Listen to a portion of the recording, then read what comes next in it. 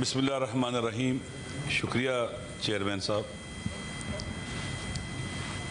میں نے پاکستان کی جو آئینی تاریخ کو پڑھا ہے، یہ آئین جو ہمارے پاس 73 میں آیا یہ نئے پاکستان کا تھا، جو 71 میں ٹوٹ گیا تھا۔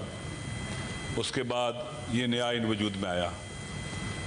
اس وقت پیپلز پارٹی کی حکومت کی 2/3 میجارٹی تھی پارلیمنٹ کے اندر، لیکن انہوں نے پوری کوشش کی، سب کو راضی کیا اور ایک مشترکہ آئین بنایا جو بلوچستان کے عوام کو، جو سندھ کے عوام کو، پنجاب کے عوام کو اور اس دور کے NWFP اور آج کے خیبر پختونخوا کے عوام کو قبول تھا۔ ان کی نمائندگی موجود تھی اور اتفاق رائے سے اس کو پاس کیا گیا۔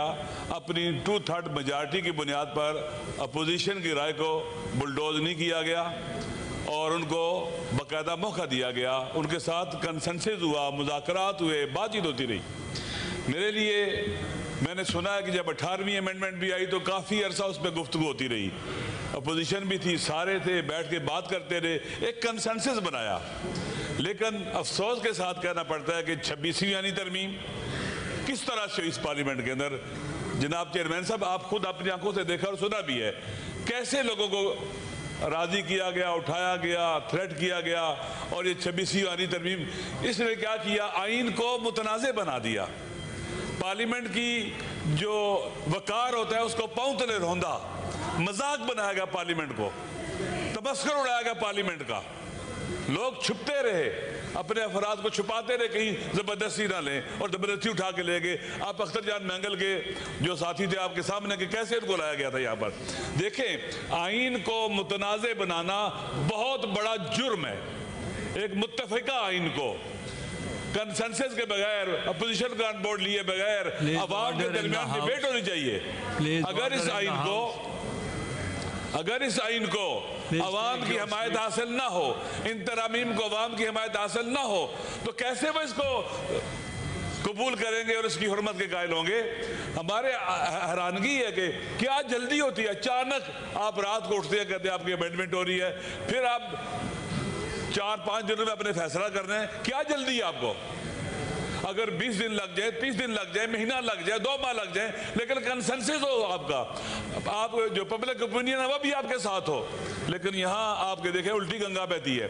26ویں یعنی ترمیم الٹی گنگا تھی یا بھی الٹی گنگا ہے؟ میں واقعاً حیران ہوتا ہوں کہ آپ جناب والا افراد کو دیکھ کر قانون سازی کرتے ہیں۔ آپ joint chief of staff committee کے چیئرمین کو پاورفل کیوں نہیں کرتے؟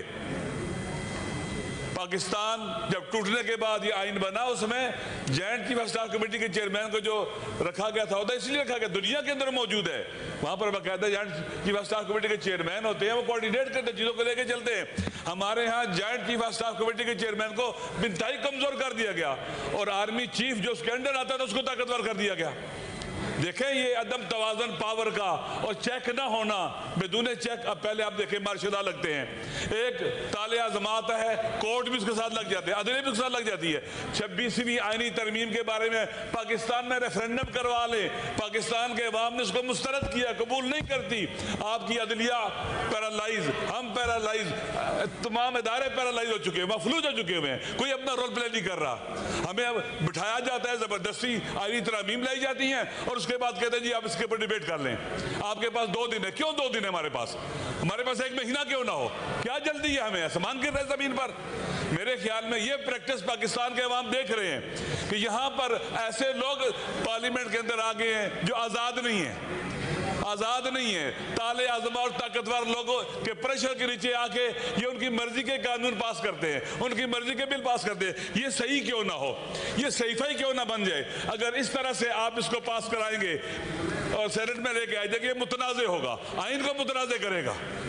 بے شک آپ کی کتنا خوبصورت نہ لکھا ہو آپ نے اس کو، ہم نے پہلے دیکھا کہ 26ویں ترمیم نے کتنی تباہی بربادی پھیلائی۔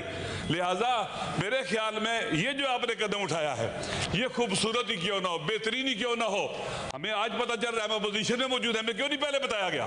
کیوں نہیں ہمارے ساتھ بات کی گئی اس کے اوپر؟ یہ کوئی ایسا کوئی مخفی چیز تھی، کوئی ٹاپ سیکرٹ چیز تھی؟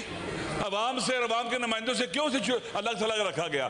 یہ رویے شکوک و شبہات ایجاد کرتے ہیں، اور میرے خیال میں جو لوگ یہ کام کروا بھی رہے ہیں ان کے بھی نقصان میں جائیں گے۔ یہ پاکستان کا آئین متنازع، جب آپ کے پاس آئین متنازع ہو اور لوگوں کا یقین سے ختم ہو جائے، ہمارا ملک بحرانوں کا شکار ہے۔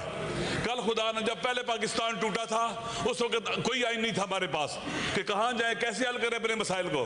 اگر یہ آئین ہمارے یہاں متنازع ہو جائے گا، اور ہے ابھی لوگوں کے لیے مسئلے مسائل، لوگ کہتے ہیں نیا سوشل کنٹریکٹ ہونا چاہیے، اس صورت میں جب اس طرح سے ہم آئین پاس کرائیں گے اور آئینی ترامیم لے کے آئیں گے، ایسے جیسے راتوں کو چور آتے ہیں اس طرح سے ہم لے کے آئیں گے، یہ نقصان دہ ہے، پاکستان کے لیے نقصان دہ ہے، یہ وطن کی سالمیت پر وار ہے، پاکستان کے آئین پر حملہ ہے یہ۔ لہٰذا ہم اس طرح کی کارروائی جو کی جاتی ہے اس کی مذمت بھی کرتے ہیں اور اس کو کبھی اس کا ساتھ نہیں دیں گے۔ آپ آئیں، آپ کو پاکستان سینٹ موجود ہے، آپ سارا 20 دن 30 دن 40 دن اجلاس چلائیں، لیکن کنسنسس پیدا کریں۔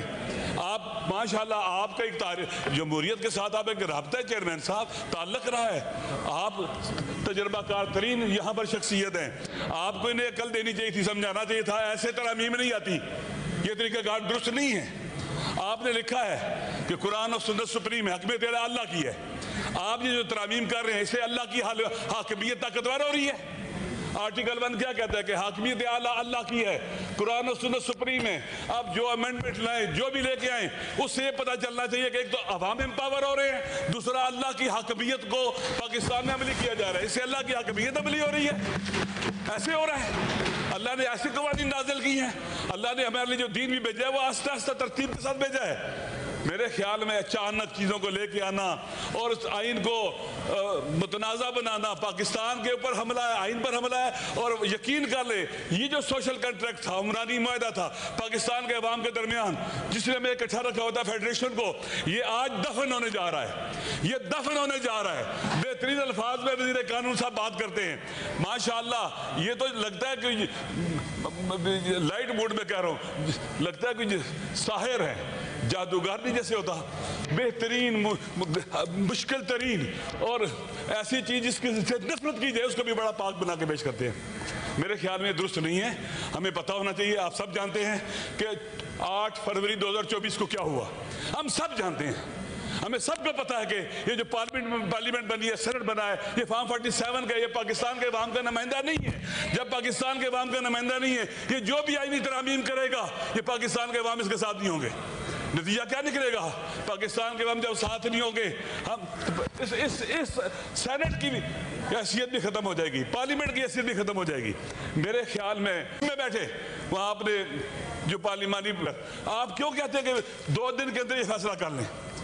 جلدی کس چیز کی ہے؟ دے اس کو پاکستان کے عوام تک جائے، بندہ بندہ اس کو پڑھے، رائے لیں، آپ وہ کلا سے رائے لیں، سب سے لیں، مخالف موافق سے لیں۔ سول سوسائٹی ہے، دنیا کے اندر لوگ ہیں پڑھے لکھے، پاکستان میں صوبے موجود ہیں، ان سے رائے لیں، لیکن ہم تو کسی کو پوچھتے نہیں ہیں، اس لیے کہ ہمارے پاس طاقت ہے، ہمارے پاس گولی ہے، ہمارے پاس ڈنڈا ہے، ہم جو چاہے کریں، ہم بندوں کو ماریں، جو کچھ کریں، ہماری مرضی ہے، ہمیں کوئی نہیں پوچھ سکتا۔ ایسا نہیں ہے، اکاؤنٹیبل ہونا چاہیے، چیکس ہونے چاہیے۔ جناب چیئرمین صاحب، عوام ایک چیک ہے، عوام کا شعور ایک چیک ہے، عوام کو ریلیونٹ کرنا، کمزور کرنا، ان کی سوشل پاور کو تباہ و برباد کرنا اور پاکستان کی سافٹ پاور، نیشنل پاور کو ختم کرنا، اس طرح کی ترامیم سے یہ بہت خطرناک ہے۔ اگر پاکستان کے عوام ارریلیونٹ ہوگی، لا تعلق ہوگے پاکستان کے مسائل سے، پاکستان کی اسمبلی سے، ہمارے پاس عوام کی طاقت نہ ہوئی، ہمیں تو اٹھا کے باہر پھینکا جائے گا جب چاہیے۔ اس لیے ضروری ہے ہم وہ کام کریں بیننا و بین اللہ، اللہ کو حاضر ناظر جان کر کہ اللہ کی حاکمیت آرٹیکل 1 کے مطابق اس میں نظر آئے ہمیں، ہم ایسا کام کریں پاکستان کے عوام جو ہمارے ولی نعمت ہے، جن کی وجہ سے یہاں پر پارلیمنٹ میں لوگ آتے ہیں، حکومت میں آتے ہیں، ولی نعمت ہے، وہ ننگے، وہ بھوکے، جن کے پاؤں میں جوتے نہیں ہوتے، وہ جن کے کپڑے پھٹے پرانے ہوتے ہیں، جن کے پاس کھانے کا کچھ نہیں ہوتا، ان کے بارے میں ہم سوچتے ہی نہیں ہیں۔ ہم کہاں پر ان کی اکنامیکل صورتحال کو درست کرنے کے لیے کہاں یہ کون سی چیزیں یہاں کے لے کے آئے ہیں؟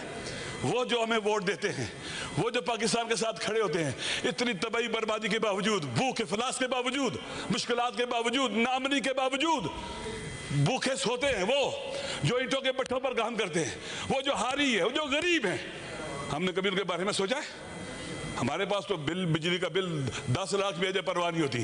وہ جس کے پاس 5,000 روپے کا بل آ جائے وہ پے نہیں کر سکتا. قبلہ اگر ہم عوام کو امپاور کرتے ہیں, عوام کی ہمدردی نظر آتی ہے ہمارے آئینی ترامیم میں, عوام ہمارے ساتھ آتے, یہ آئین لوگوں سر پر اٹھا کے رکھتے. اگر ایسا آئین بنتا چلا جائے گا لوگ اسے اٹھا کے باہر پھینکیں, کوئی اس پر یقین نہیں کرے گا اور الٹیمیٹلی پاکستان کا نقصان ہوگا. جناب چیئرمین صاحب, میں اس وطن کا بیٹا ہوں, میں توجہ آپ کی چاہتا ہوں. جس دن پاکستان ٹوٹا تھا میرا والد 41 سال کا تھا, بی بی سی پہ خبریں سن رہا تھا, میں ان کے پاس تھا, چھوٹا تھا میں, وہ خبریں سن رہے تھے, اٹھتے تھے بیٹھتے تھے, اوہو ان کو ہارٹ یونائیٹڈ نیشن اس کی اجازت دیتی ہے. آپ یہی کچھ کریں گے کشمیر میں بھی. کشمیر کے لوگوں کا حق ہے قابضوں سے لڑیں, ان کا حق ہے. ہر وہ طریقہ کار جو یونائیٹڈ نیشن نے اور سیکورٹی کونسل نے اجازت دیا وہ کریں. آپ آ رہے ہیں, آپ جو اسرائیل کام نہیں کر سکا آپ وہ کریں گے. خدا نہ کرے خبر صحیح ہو, یہ جھوٹ ہونا چاہیے. یہ ہمارے پاکستان کے عوام کے خلاف ہے, قائد اعظم کے نظریے کے خلاف ہے, علامہ اقبال کے فرامین کے خلاف ہے, اور پاکستان کے غیرت مند مسلمان کبھی یہ برداشت نہیں کریں گے. آپ اکاؤنٹیبل سمجھتے ہیں اپنے آپ کو, پرائم منسٹر کو, سب کو پارلیمنٹ میں آنا چاہیے. آپ جو معاہدے کر رہے ہیں, جو باتیں کر رہے ہیں, جو گفتگو کر رہے ہیں, بتاؤ یہاں پر یہ کس لیے ہے؟ یہ عوام کے لیے ہے, آپ کے لیے. آپ کو طاقت دے گی جب آپ عوام پارلیمنٹ کو طاقتور بنائیں گے, حکومت طاقتور ہو جائے گی, سارے لوگ طاقتور ہو جائیں گے. ہمیں پتہ ہی نہیں کیا ہو رہا ہے. آپ معاہدے کرتے ہیں, پتہ ہی نہیں, ہم بتاتے نہیں ہیں کیا شرائط ہے, کیسے ہوگا کیسے نہیں ہوگا. کیا پاکستان کوئی کسی کیا اسے کہتے ہیں بادشاہت ہے؟ اگر یہ جمہوری پاکستان ہے, ہر ایک اکاؤنٹیبل ہے اور پارلیمنٹ طاقت کا سرچشمہ ہے, ہر کسی کو اس کے آگے جواب ہونا پڑے گا. پارلیمنٹ سے اجازت بے وقار ہوئی ہے اور اب پھر مزید بے وقار کیا جا رہا ہے. خدا کے لیے اس کو بچائیں. یہ پاکستان یہیں سے طاقتور ہوگا, یہیں سے آگے بڑھے گا, پارلیمنٹ سے آگے بڑھے گا, پارلیمنٹیرین بڑھیں گے. لیکن کس صورت میں؟ جب آپ اپنے خدا کو اپنے کو حاضر نظر جان کر اکاؤنٹیبل سمجھیں. میں رائے دے رہا ہوں, میں اپنے آپ کو اکاؤنٹیبل سمجھتا ہوں. روایت حدیث ہے, من رضی بفعل قوم فإنه منهم. اگر میرے رائے دینے سے کوئی طاقتور ہو رہا ہے اور جرم انجام دیتا ہے, میں جواب دوں خدا کی بارگاہ میں. امید ہے کہ عقل پریویل کرے گی اور اس طرح کی ترامیم جو راتوں رات آتے ہیں, اچانک لائی جاتی ہے, اور 14 کے بعد 15 نہیں ہو سکتی, 15 کے بعد 20 نہیں ہو سکتی, 23 نہیں ہو سکتی, 27 نہیں ہو سکتی, 1 دسمبر نہیں ہو سکتا. عجیب ایمرجنسی نافذ ہو گئی ہے, عجیب ایمرجنسی ہے.